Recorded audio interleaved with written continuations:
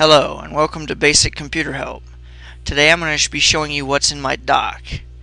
And if you don't know what the dock is, it's from rocketdock. I'll post a link to get it in the description box. Well, alright, I've been meaning to do this for a few months now. Okay, here we go.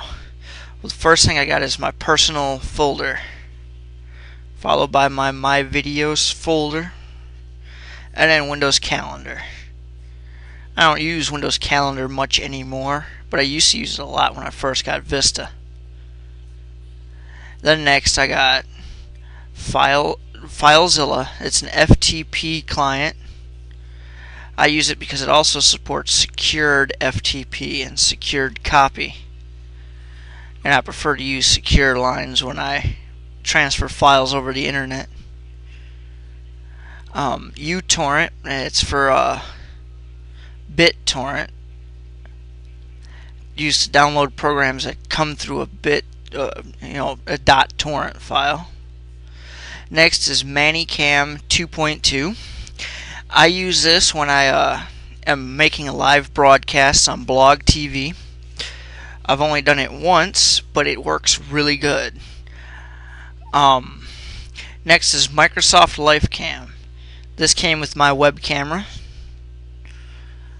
Next is PC Cam. That came with one of my old webcams. And next is Cyberlink PowerDirector. That also came with my old webcam. I do use it from time to time, but it produces very large files. I had one file that I produced. It was a .avi file. I think the screen resolution was only 640 by 480, and it was only 3 minutes long, and it produced a 4 gig file. It was pitiful. Then Windows Movie Maker. I use that a lot more for producing videos, if I just produce regular videos. Then you got Audacity 1.3 beta Unicode. I use this to record certain audio or edit audio. Next is CamStudio. It's one of the two programs that I use to record my screen. It's what I'm using right now.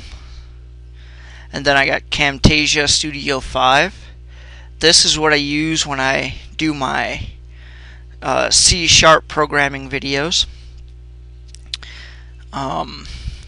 Next is NSIS. This is what I use to write installer programs. Some people like Windows Installer better. Some people like other programs better. But I like this because it produces a nice small file. And it produces an uninstaller that you can use in safe mode if you need to for some reason. And Windows Installer, you have to have the service running, and it's not running in safe mode. Next, I got Microsoft Visual Studio 2005 Professional Edition. Some of my friends and other people I work with still have this version. So I keep it so that when they give me some of their source code to check out and see if I can figure out what's wrong with it or whatever, I open it up in this. That way it doesn't get upgraded so that they can still use it. And then I have Visual Studio 2008 Command Prompt. That sets my path and all my other environment variables so I can use the command prompt for Visual Studio 2008. Then I have Microsoft Visual Studio 2008 Professional. Then I got my dock settings and my recycle bin. Also, down here, my quick launch, I got Show Desktop, Internet Explorer. This is version 8. Mozilla Firefox, Mozilla Thunderbird. I use that for an email client all the time.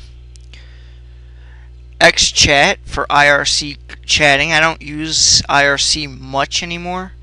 I used to use it all the time, and I'm getting back into it. And then I have switched between Windows and then start one of my test servers. It's Windows, Apache, MySQL, and PHP server. I use that when I test out certain websites that I'm developing, just to make sure they work perfectly the way they're supposed to in a debug environment. Okay, that's it.